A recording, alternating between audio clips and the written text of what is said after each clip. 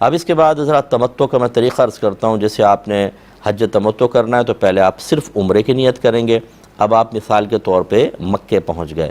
پاکستان یا ہندوستان سے مکے تک پہنچنے کا سفر تھوڑا سا تکلیف دہ ہوتا ہے، یعنی آزمائش والا ہوتا ہے کہ آپ کو کافی دیر انتظار کرنا پڑتا ہے، لائنیں لگی ہوتی ہیں، کسٹم پہ آپ کو ٹائم لگ جاتا ہے. تو اس لیے وہی میں نے پہلے شروع میں عرض کیا کہ صبر، تحمل، کوئی لڑائی جھگڑا، فتنہ فساد نہیں، اختلاف رائے وغیرہ نہ کریں. اس کے بعد آپ فرض کر لیں کہ مکۃ المکرمہ پہنچ گئے ہیں، اب آپ کو عمرہ کرنا ہے. لوگ جوش میں چاہتے ہیں جو پہلی دفعہ جاتے ہیں کہ اب جلدی سے بس وہاں پہنچ جائیں. اب تھکے ہارے پہنچے ہیں، جسم ٹوٹ رہا ہے، بھوک لگ رہی ہے، لیکن جانے کا بڑا شوق ہوتا ہے، تو وہ فوراً روم میں ہوٹل کے روم میں چیزیں رکھیں اور چلے گئے. اور پھر وہ بڑی کوفت کے ساتھ وہ طواف وغیرہ ہوتا ہے، طبیعت کا نشاط نہیں ہوتا. بہتر یہ ہے کہ آپ پہلے اپنے آرام سے پہنچیں، آپ وہاں پہ کھائیں پئیں، غسل وغیرہ کریں اچھی طرح اور آرام کریں، بالکل فریش ہو کر اس کے بعد پھر آپ عمرہ کریں تو بہت ہی آپ کو لطف آئے گا. اب عمرہ کیا ہے؟ بس عمرہ چند چیزوں کا نام ہے کہ مثلا طواف ہے اس کے اندر. اس کے بعد پھر آپ کو 2 طواف کی رکعتیں پڑھنی ہوتی ہیں جو واجب ہوتی ہیں. اس کے بعد پھر آب زمزم وغیرہ پئیں گے، پھر آپ سعی کریں گے اور اس کے بعد حلق یا قصر کریں گے، عمرہ کمپلیٹ ہو جائے گا. جس کا مختصر احوال یہ ہے کہ جب آپ مطاف میں پہنچیں جو طواف کی جگہ ہے تو پہلے دیکھ لیں ایک کونے میں حجر اسود ہوتا ہے، جس کی علامت یہ ہے کہ سامنے اس کے مخالف دیوار کے اوپر ایک گرین لائٹ لگی ہوئی ہے. آپ وہاں پہنچ جائیں، اب پھر اپنا رخ حجر اسود کی طرف کریں اور نیت حاضر کریں. نیت وہی دل کے ارادے کو کہتے ہیں. اللہ تعالیٰ میں تیری رضا کی خاطر طواف کا ارادہ رکھتا ہوں، اس کو مکمل کروا دے، آسانی سہولت دے، اس کو اپنی بارگاہ میں قبول فرما. اس کے بعد اگر آپ قریب حجر اسود کو چوم سکتے ہیں تو ٹھیک، لیکن رش بہت ہوتا ہے تو دور سے بس یوں کر کے اپنے ہاتھوں کو چوم لیں اور بسم اللہ الرحمن الرحیم پڑھ کے بسم اللہ الصلاۃ والسلام علی رسول اللہ، اس طرح وہ کلمات لکھے ہوتے ہیں حج کی کتاب میں پڑھ کر. اب آپ کعبۃ اللہ کی یعنی حجر اسود کی طرف تھے، اب آپ تھوڑا سا بس یوں مڑیں گے تو اب آپ کا رخ کعبہ سے ہٹ کر اب کعبہ لیفٹ سائڈ ہو جائے گا، اینٹی کلاک وائز آپ کو چکر لگانا.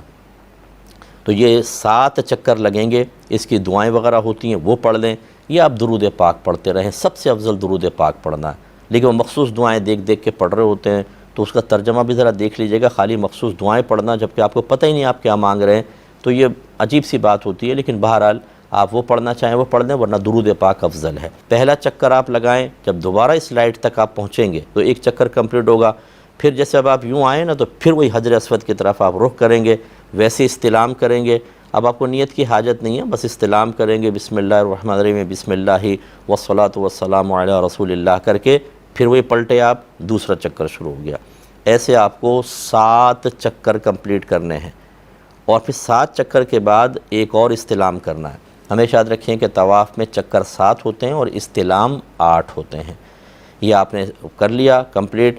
اور جو مرد حضرات ہیں، میں نے پہلے بھی تھوڑا سا اشارہ کیا، جب آپ طواف کا آغاز کرنے لگیں تو اپنا سیدھا کندھا کھول لیجئے گا. اس کو عید اتباع کہتے ہیں.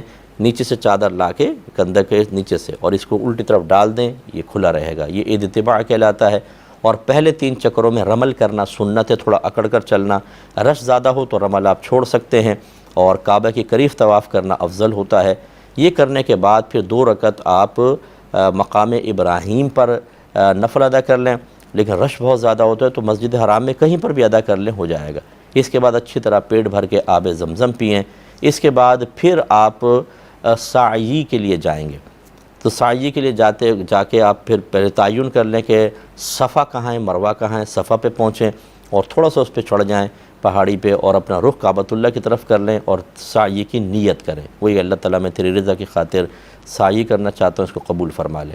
اس کے بعد پھر آپ صفا سے مروہ کی طرف چلیں گے. تھوڑا سا آگے چلیں گے تو ایک دیوار پہ گرین لائٹ لگی ہوئی ہے. پھر تھوڑا آگے جا کے ایک اور گرین لائٹ ہے اور وہ ماربل بھی گرین ٹائپ سا لگایا ہوا ہے. وہاں پہنچتے ہی آپ کو دوڑنا ہے.